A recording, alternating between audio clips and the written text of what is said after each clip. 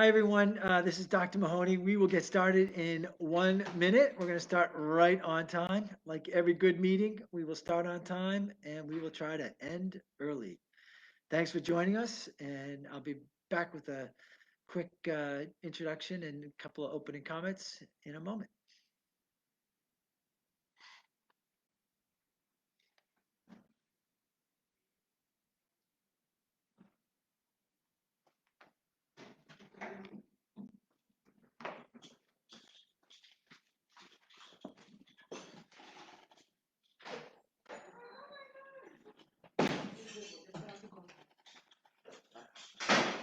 Oh, we're not about to go live. We are live. Yeah.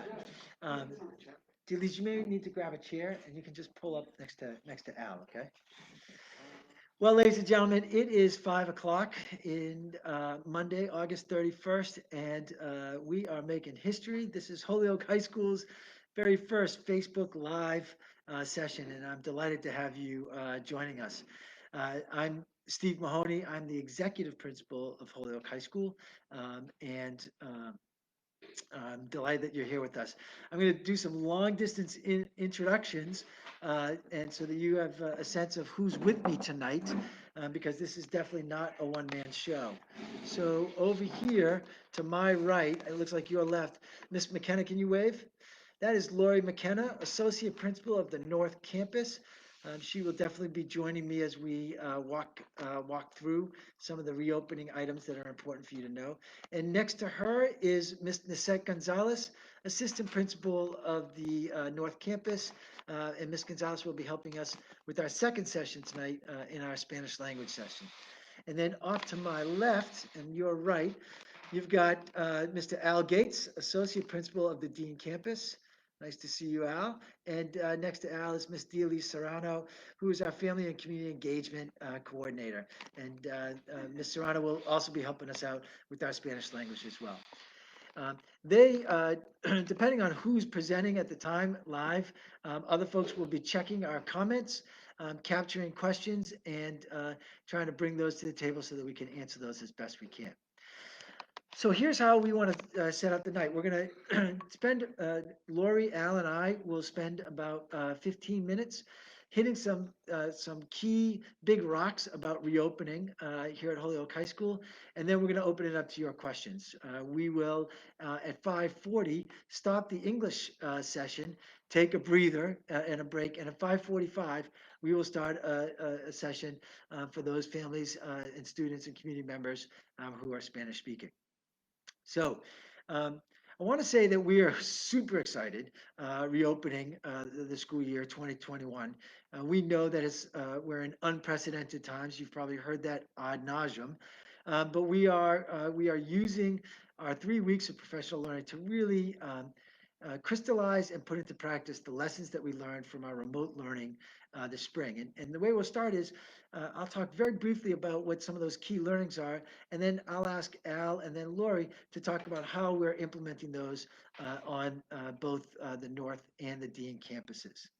So one of our big learnings that we got from this past spring when we closed school on March 13th is that not having a set schedule was a disadvantage for our students and for our staff. And it was a disadvantage because students weren't sure when to go where and what they needed. And oftentimes students thought they had things handled when in fact, had we had regular scheduled check-ins with adults, we would have been able to really problem solve and have a much higher level of student success and student engagement. So what that means is that we will have, when we open on September 14th, we will have a set schedule that all students will need to adhere to with their teachers. And I'm going to ask first Lori McKenna to come and talk about what that set remote schedule will look like for students on the North Campus. So without further ado, Miss Lori McKenna.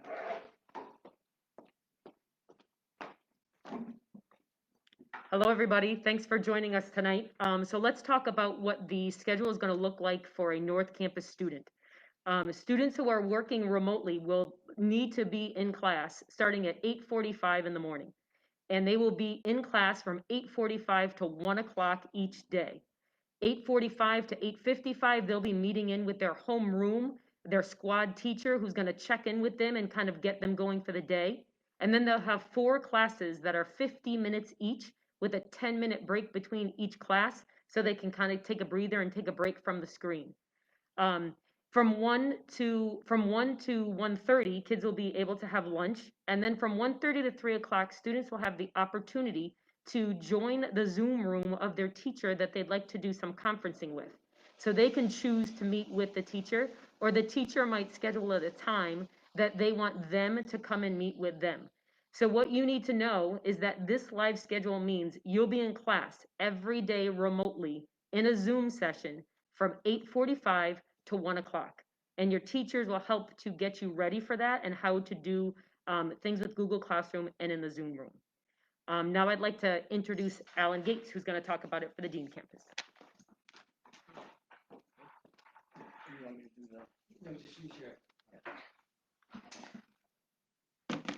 Hello, everybody. So the very similar to what Ms. McKenna said on the Dean campus, our remote learning will follow the same schedule. The difference remotely will be that grade levels will experience vocational training a little differently. So 9th graders will have vocational training 4 hours a week, and that will be on 2 separate days, 2-hour blocks. For 10th grade, it'll be the same. There will be 4 hours of vocational training and on 2 separate days, and those will be in 2-hour blocks. 11th graders will have 2 3-hour blocks remotely. So 2 3-hour blocks of time remotely. The difference being on the Dean campus is that we will be offering live, in-person, on-campus vocational training. That's a mouthful. So we decided to offer this based on vocational curriculum and giving students the opportunity to learn in person. So that will be by grade level. On Mondays, we will bring in the seniors. On Tuesday, we will bring in the juniors. On Thursday, we will bring in the sophomores. And on Friday, we will bring in our freshmen. The on-campus learning follows a different schedule, and we will start arrival at 7:30 in the morning, and we will spend about 45 minutes, 30 to 45 minutes in a homeroom with their vocational teacher. When they're done eating, they will stay in one specific shop if they are in grades 10 through 12, the entire time until 1 o'clock, at which time they will be dismissed, and they will head home either by bus or car. Um, for 9th graders, you nope, I'm sorry. So on campus learning. So if you chose to come on campus, you will be receiving more information soon. But we also for the schedule that we have, I'm sorry, I'm a little nervous. So, so in the morning they will receive a breakfast. I apologize, in a bag before they go to their homeroom, and then on the way out at 1 o'clock they will also take a bag lunch home with them. If you chose not to be on campus, you will still receive vocational training on your day. So for seniors, that means from 7:30 to 1 o'clock, there will still be a session that you will experience, and that will be either through live streaming or we will record the session. So if you chose to be remote and not come on campus for your vocational training day, you will have one of two options. One of two things will take place. One will be live stream, and two will be a pre-recorded session that you'll be able to engage with. So that's about it for scheduling. Back to Dr. Mahoney.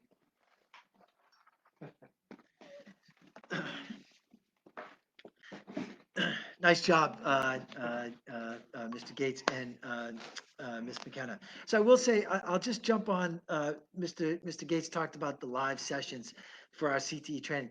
One of the other lessons that we learned is that, we recognize that in-person live teaching, where we can maintain it, being safe for teachers and staff and students is definitely preferable to remote. And so as much as possible, where we can do that for kids, where we think it's essential to the program they have, we're offering those live options. So as Mr. Gates just mentioned, we're on the Dean campus, we have live sessions for our CTE students. On the North Campus, we are offering as options live in-person teaching for students who are in our newcomer program. So students who are still learning or are learning to in schools where English is the dominant language for the first time, or have been here on the mainland or in the United States for less than 2 years. We're also offering in-person teaching to those students whose learning needs are best suited to in-person teaching as well. For all of those classes, social distancing, masking, washing of hands, washing down surfaces, and really tightly regulating lunches and breakfasts are all very much in our plan. We did live teaching and learning this summer in person here on the North Campus for summer school. We had over 80 students and 16 teachers involved in that program. And we didn't have one incident related to COVID-19. And that's because students and staff took it as seriously as they did. So we will be doing those live sessions on both campuses. Second thing that we learned last spring is that having one laptop or one Chromebook per family isn't enough. Look, I know that my three sons, if I had asked them to share one Chromebook to get at their classes, it would have caused World War III in the Mahoney household. Nor was there enough time for them to get at all the work that they would have had to have done. So for this fall, HPS has committed to getting one remote learning device, be that a Chromebook or an iPad, in every student's hands. And at the high school, we're going to be getting a Chromebook in every student's hands before September 14th. And I'm going to ask Mr. Gates to come on up and talk about how we're distributing Chromebooks on the Dean campus, and then he'll have Ms. McKenna come on up and talk about how we're doing it on the North campus. All right, Mr. Gates. Thank you, Dr. Mahoney. See if we can do a little better this time. So I also forgot to mention, if you have not contacted the school with your decision to be on the Dean campus, please contact the school as soon as you can. We'd like to get those numbers in so that we can set up bus routes. Chromebook delivery, Chromebook and schedule and resource delivery. So we're looking at this Friday for our senior class from 9 to 2. That's 9 to 2 for our senior class.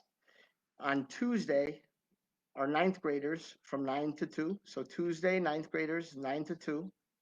Wednesday, our 10th graders, 9 to 2. And Thursday will be our juniors, 9 to 2. And we shared out our computer usage form. So if you have the opportunity to print that and sign it, it'll go a little more smoothly when you arrive.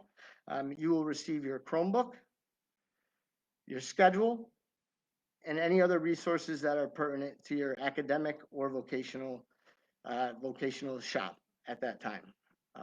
Yeah, if you have any questions, you can contact the school, and I'm going to turn it over to Ms. McKenna.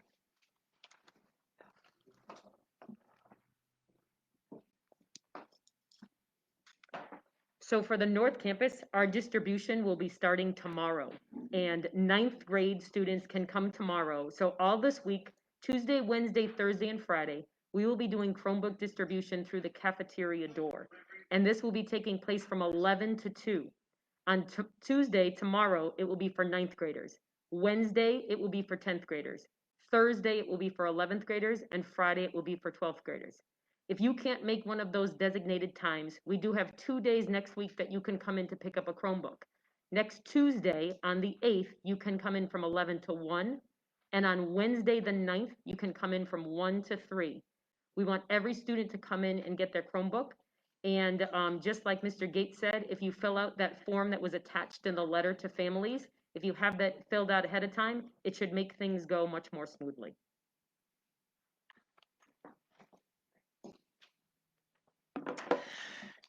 Super. I just want to say hello to Quentin Donahue, one of our history teachers here on the North Campus, who is following us and sending out good luck to everyone. We are monitoring the comments. If you've got questions that we don't answer, please send those in, and we will try to respond to those when we're done with our prepared program here. Um, so a third thing that we've learned or remembered or were reminded of is that during remote learning, um, being able to stay on top of a small group of students and support and own their success and their engagement in the remote learning was super successful for us when we were able to organize that. And so for this coming fall, we have organized teams of students and teachers at a ratio of about 1 to 12. And we're calling them squads, remote learning squads. And these squads will be places where students start the day and then end every other day. And the job of Squad is to check in with kids and to make sure that they have everything they need to access curriculum and teaching and learning. But most importantly, it is to build a sense of community and take care of each other.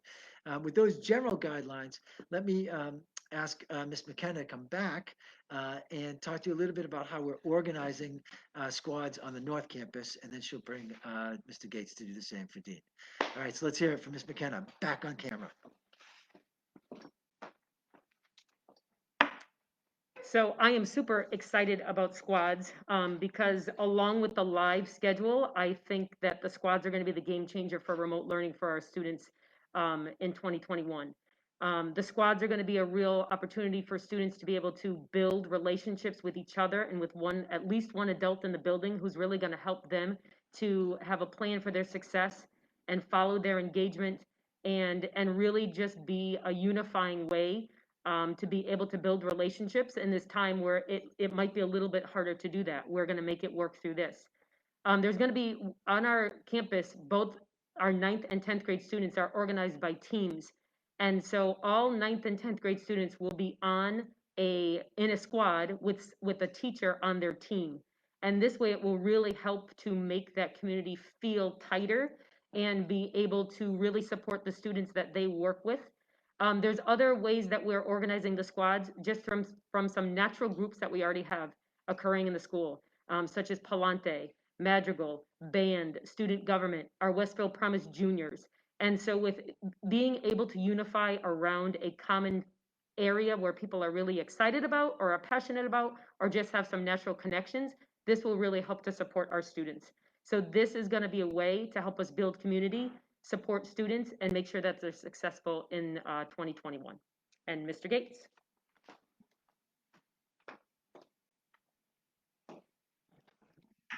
Thank you, Ms. McKenna. And Ms. McKenna kind of said it all. A little differently though on the Dean campus. We've strategically put our squads together. For 9th grade, what we will be doing is we're going to take right around 6 students from one school and 6 students from the other school, and you will be a squad. So for example, 6 students from, say, Donahue and 6 students from STEM, you will be together and you will be a squad. And that will allow you to both be comfortable with students that you went to school with during your 8th grade year, and also to meet some new students. As far as 10th and 11th grade, we are putting you together by shop, and there will be some shops where we will add a couple extra students from potentially another shop, but we want to leverage those really important relationships that you've already built with one another and your teacher, your vocational teacher. So 10th and 11th grade will be in their squads by shop. 12th grade, we have some courageous people who are going to take the entire senior class as one group, and you will meet as a squad and have the opportunity to be together every morning for 10 minutes and then 2 blocks of the week for 50 minutes. And yeah, I think you understand why we're doing that. First of all, we have a very small senior class. But second of all, it's great that we can keep you all together in one space a couple times a week and check in the morning. Just in addition to what Ms. McKenna said about squads, on the Dean campus, when you have your on-campus day, so for instance, 12th grade on Monday, Your squad will not meet in the morning. So for seniors, your first squad day will actually be Tuesday, September 15th. So on your on-campus day, there will not be a squad meeting in the morning. And that's it. All right.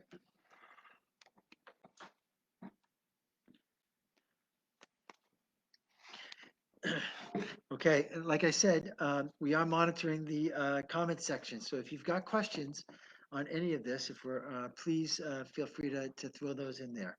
Um, Okay, a fourth piece that we learned this year, this past spring, was that it would be essential that we have consistency across our remote learning organization. Um, it is crazy making for students and for families if they are going from one platform to another to figure out how to access curriculum and assignments and support. So for organizing our teaching and learning, we are using two basic, two core platforms. We will be using the Zoom platform to deliver all of our live teaching. So every class and every class session will be, students will participate in it by linking in to a Zoom classroom that they will be able to access on their teacher's Google Classroom page. So Zoom will allow students to see one another, to speak with one another, to talk by typing in a chat room. It allows us to break out into smaller groups and for teachers to bounce from group to group and do check-in, so that it's not all 20 kids on a Zoom call. And Zoom also allows teachers to do lots of interesting things around polling and doing a whiteboard. And it's a very versatile remote teaching tool. Um, it is, and then the other platform that we'll be using for students to access curriculum and materials and assignments and to post homework and to take quizzes and tests and things of that nature will be Google Classroom. And every teacher will have a Google Classroom site for every class. Students will receive the codes to those classrooms via their school email, and that is where they will go to access the day's learning agenda. That's where they will go for the do nows. That's where they will go for um, any worksheets or short stories or poems or math problems that they would need to work on in their classes. All of that material will be in the Google Classroom. We also, I should note that for families, all parents and guardians will have access there's a family access to Google Classrooms where you'll be able to get weekly grade summaries. You'll also be able to go in and see unit plans and lesson plans and assignments. So when Eamon Mahoney, my youngest, wants to tell me that he doesn't have any work in Mr. Bondiaki's ninth grade math class, I can go onto Mr. Bondiaki's Google Classroom and double check that young Eamon is telling me the truth. And if he isn't, I'm able to point it out to him and say, here's where you need to go. Those Zoom invitations will also be in the Google Classroom. So students will need to go start every day in their teacher's Google Classroom and then link to the class from the Google Classroom. We are convinced that having two basic platforms that everyone shares, um, that students and families will be able to get the hang of those platforms quickly, and that will make for a higher sense of engagement and participation by our kids. You should know that we are spending time last week, this week, and next week getting better at Google Classroom and at Zoom meetings, and that we will be spending really the first 2 weeks of the school year, as Dr. Vasquez Matos made clear to principals today. That really the first 2 weeks are about checking in, with our kids to make sure that they are in the best possible place they can be for learning. And then also to walk students through all the different technical procedures and applications they'll need to have full access to our classes.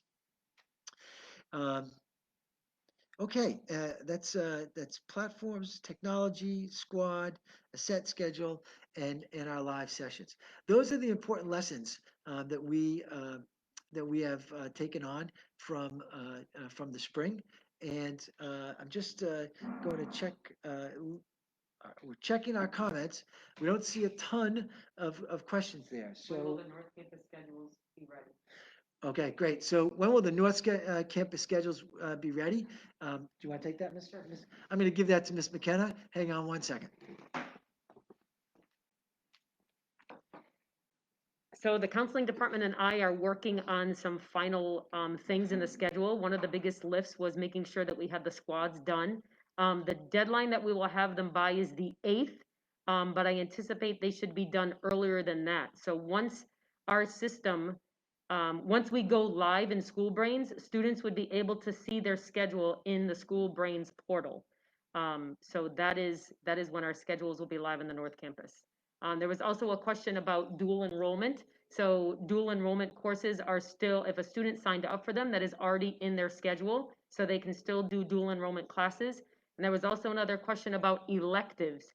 So if a student has elective in their courses, they're still gonna follow on the North Campus, they're still gonna follow the same schedule that they had. So say, for example, if a student had English, math, history, and then they signed up for the elective of robotics. And those were their first 4 classes in their schedule. That'll be the first 4 classes that they're going to go to on the first day. So any class that a student signed up for, whether it be a core class or whether it be an elective class, students will participate in those classes on Zoom, just like they would, an elective class is gonna be just like a core class would be done.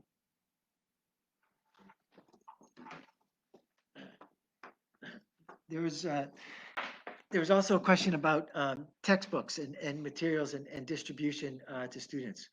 So we are, while we are beginning to distribute Chromebooks on the North Campus tomorrow, we are waiting on the distribution of course materials, and that could be everything from workbooks and textbooks to musical instruments and art supplies. We're waiting on that until until we have our schedule set. And so we're looking to on the North Campus do materials distribution the week of the 8th. And we will be sending out a notice about that towards the end of this week in terms of when 9th graders can come on in, sophomores, and then 11th and 12th graders. On the Dean campus, correct me if I'm wrong, Mr. Gates, but we're going to try, the reason why we're doing the Chromebook distribution a little later on the Dean campus is so that um, we can double up and do Chromebooks and any course supplies on the same days. Is that right? That's right. Yeah, and so on the Dean campus, that will start this coming Friday with our seniors. Same grade. Great questions. Will it be the same, how will grades be done? Oh, Normal so grading. this is a great question, and I want to thank you for asking it. Grades and attendance. Yeah, this was also, I mean, this is such a big lesson for us to have learned that that I kind of forgot, that is a lesson to learn. Grades and attendance are going to count for school as they have in past years. Um, for grades, we will return to the traditional grading system that we've had on our campuses for the last couple of years, which is essentially A through F on a 0 to 100 scale. Um, and so this is an important piece for students to understand that we are not going to pass fail as we did for second semester and fourth quarter this past spring. Um, and when it comes to attendance, we are still working out with the district at the district level and with the state. What if any um, responses or accommodations we have to make for attendance. But essentially, students should expect that um, we will be expecting students to attend at least 90% of their classes. The goal is to get to 95% of classes for credit. We will also be our draft proposal to superintendent. We're waiting on approval for that. Is that 10% of up to 10% of a student's grade would be determined by their attendance. So and we've submitted a draft scale for what that would look like. Um, Attendance could not bring a student to a failing grade, but it could, if a student has, really terrible attendance, it could decrease their grade by up to 10 points. So I may have 100 across the board for all the work that was supposed to be turned in for Miss McKenna's English class. But if I haven't attended a single online session, my 100 average is going to get knocked down to a 90. Again, one, those kinds of situations are so far and few between that the rule of thumb for us is that you really can't be successful if you're not showing up to the classes. And now more than ever, under these circumstances, is that true? So we are trying to build in as much incentive for students to be attending the class, all their classes, while they're online. Other questions? Will all of the classes be live sessions? Um, Yes, all of our classes will be live sessions, but as both Mr. Gates and Ms. McKenna explained, all of the classes will not be meeting every day. Students will be meeting with half of their classes every day. So on an A day, they will be meeting with classes 1, 2, 3, and 4, and on a B day, they would be meeting with their classes periods 5, 6, 7, and squad. That new program that we're bringing together. So students will meet with their classes every other day. On the Dean campus, it is a set schedule because of the CTE program and how many kids are participating in the CTE program. That's, by the way, amazing. It's almost like 75 75 to 90%. Yeah, Very depending on the good. grade level, but 75 to 90% of our Dean students will be attending for their shop days. And on the North Campus, it's not a set schedule. A, B rotates. So if today was an A day, tomorrow's B, Wednesday's A, Thursday's B, Friday's A, and then the next Monday um, would be an A day, or the next school days, because next Monday's a holiday. So Tuesday would be the next B day. Will people find out about Westfield Promise? So Westfield Promise and our early college programs are up and running. They're running remote. We did send out communications to both groups earlier this month, and we'll be sending some stuff out to them later this week. But uh, those classes will begin remotely, and students will have all the contact and registration information that they need for that. Questions regarding the Westfield Promise or early college programs can be addressed to either Evelyn Davis, our advanced learning coordinator, or Anna Regali, our college and career counselor. And both of those folks have emails found on our website. What if someone can't make their assigned Chromebook date? Oh, if you cannot make that date, please, make the date that you can. And it would be great if you call ahead so you get a sense of if on this one day there's a crush, maybe you wait until the crush of those folks who were scheduled to come on in is down, and then you can come on in if it gets a little less busy. But if you can't make it based on the day that we've set aside, we are more than willing to work with you. We've got a teacher, Erin Lawler, who's saying she can't wait to meet her freshmen. Well, I will say that our freshman teams are working hard on thinking through what kind of orientation they can have with our new students. And we recognize that this is probably going to be most stressful for those students who are coming to a brand new school, whether that's our freshmen, whether that's kids who are transferring. We understand that that's going to be hard, which is why we're creating these squads so that there's a small place that kids can call home and feel well known right from the get-go. How do freshmen know their portal, that the freshman teams will be? Yeah, so our freshman teams and our sophomore teams and our squad teachers will be reaching out to their students and setting up times for us to meet either virtually or in person next week. Next week, we've set aside a grip of time for teachers to organize both material distribution and really kind of quick, how are you? I'm your history teacher. I'm your English teacher. It's very nice to meet you. Give me a call or email me if you need. When will a bus schedule go out? Or it's more about you? Yeah, so the bus schedule for Dean, Al, do you want to talk about that? I mean, it's what, that's on the bus company. They're waiting for the responses. Yeah. So bus schedules, we have submitted lists, especially on the Dean campus. We've submitted lists of those students and families that replied affirmatively that they are going to be coming to the live shop sessions. And now it's a matter of those families responding to the bus company around what their transportation needs are. And then they'll set up the routes based on what they know.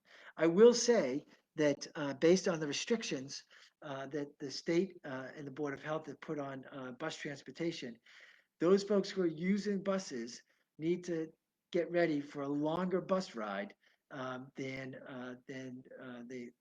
folks may have had in the past. Just as a FYI, the buses will run, but it may be that you need to get on a bus, 20 minutes earlier than you did last year to get to school at essentially the same time. How will IEPs be handled and those children have access to one-on-one support or tutoring? That's a really great question. The state's been very clear, and the district has been very committed to meeting the requirements and the accommodations and services that are called for by every child's IEP. So they will still be receiving here at the high school intervention courses if those are called for in either mathematics or in literacy. There will still be our special education teachers will still carry their caseload and will be charged with managing students' accommodations and making sure that teachers are providing curriculum modifications and or instructional accommodations as called for. Paraprofessionals will be assigned to classrooms and will be able to support students within those classrooms, as will our special education teachers who will be co-teaching with our core academic teachers when they're not teaching their own classes. And the same goes for our English language teachers and their work co-teaching with core academic teachers and supporting kids in those core academic classes. Any questions regarding IEPs should be directed to our evaluation team leaders on the Dean campus. That's Mr. Stanley Akula, and on the North campus, that is Ms. Jess O'Malley and Ms. Lindsay Hall. Any questions on those, you can certainly reach out to any one of those three, or Ms. Jeray Pearson, who is the assistant principal in charge of special education. What else we got? I'm taking a lot of these questions here, only because Ms. McKenna's reading the comments best. What happens if there's at-home connection issues? How will that impact attendance? Yeah, that's a really great question. So if there are at-home attendance issues, connectivity issues, one, we would ask families to contact either campus, depending on where the student is at, and let us know that so that we can note that. Students won't be penalized for connectivity issues. We do know that the district and the city have been working to make sure that everyone has connectivity, and we would ask families to really check and double check and triple check that connectivity before the 14th. If you find that you're having issues with that already, contact the school and folks like Ms. Serrano and the entire FACE team, as well as folks here on the administrative team, can look to help you problem solve that kind of issue. Any word on sports? Oh, great question. So I met with our athletic director, Ms. Martin, today. We are, we have been cleared by the state, by the Department of Education and the Department of Public Health to run the following sports: boys and girls soccer, girls volleyball, field hockey, boys and girls cross country, and golf. So those are five sports, and two of those sports have a boys and a girls team as well. So that's seven programs that we'll be running this fall. Some of the ground rules have changed. There is no net play in volleyball. There's no spiking and there's no blocking in volleyball because of coronavirus and safety concerns around spreading um, droplets, etc. Students will have to wear masks when they're playing. In soccer, there are no head balls and there's no physical contact and there are no throw-ins. Field hockey's been moved to 7v7 in terms of number of players on the field. Um, Golf and cross country really lend themselves to the kind of social distancing that these other accommodations are making for. We are working with both the Pioneer Valley Interscholastic Athletic Conference, so all the teams there and teams outside of that conference to try to figure out what our schedules are. We'll have more information on that as schools are figuring out what they can and can't do or what they will and won't do by, we hope, Wednesday, where there's a PVIC conference meeting where we will find out, what various schools are doing. We, however, are committed to having as much sports as possible. Football and cheerleading have been moved to a February March season. So what the MIA has done is they've said we can play these five sports in the fall. Football and cheerleading, because of the level of contact that's involved there, they've pushed them off to what they're calling fall season 2.0, even though it's going to happen in the early spring, late winter. So those sports will happen then. We're planning on obviously a shorter season. The practices and such and tryouts can start on September 18th, and our first games would be scheduled October 1st. So we're going to have a shorter season with fewer sports, but we are going to have an athletic season, and we are committed to having a football season and having cheerleaders participate. In the meantime, if you're a football player or cheerleader, you can play another fall sport, or you can engage in conditioning with the football and cheerleading programs. So that's where we are with sports. More to come, like a lot of the information that's happening during COVID-19. There's breaking news almost every day. It is complex to organize all the different towns with their different prescriptions for how they're holding school and what they feel comfortable with their kids. We'll take one more question in English, and then we're going to pause, give ourselves a moment to just be like, whew, that was our first Facebook Live, and then introduce the Spanish language session from that. So is there one more question? Go ahead, Al. One more point, just on appropriate dress on the Dean campus, closed-toed shoes. Okay. For all students. Yeah. Everyone on campus. Yeah, so Al wanted me to remind you of a couple of student expectations, and I think actually, I'll add a couple. So just on the Dean campus, when students are coming for shop, there are requirements for how they're dressed, and all students need to wear closed toe shoes. That's a requirement. If you come to school with flip flops or sandals or Birkenstocks or 6-inch heels, you're not going to be able to participate in shop. So you need to closed toe shoes. Is that it? Yeah. And then the other thing I would just say that our expectation is that all students will be on camera during classes, right? There will be that when students check in and they start the day, here I am, and so much of teaching and learning is around, visual cues. And that's super important for us to get a sense of who's following what's happening in the class and maybe who's confused. So we want to let all students and families know that we expect the cameras to be on during these Zoom classes. Um, that doesn't mean you can't wear, you're at home, right? So, our rules about hats and hoodies and those kinds of things are, as long as they're not, uh,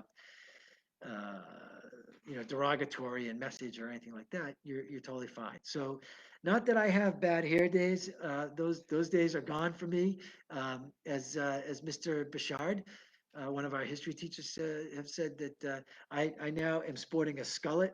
Um, but if you're having a bad hair day, absolutely, you're able to wear a hat, able to wear a hood or a kerchief or something like that. So really, there should be no reason for kids to not be on screen, so that we can gauge how they're following along. Okay, we're going to pause for a couple minutes, stretch, get a drink of water, get ourselves organized for the translating here, and then we're going to kind of rinse and repeat the same information. If you're an English speaker and you joined late, feel free to stick around because we will be responding to questions and giving information with simultaneous um, English and then Spanish translation and then back and forth. So this would still be a place where you could get some information.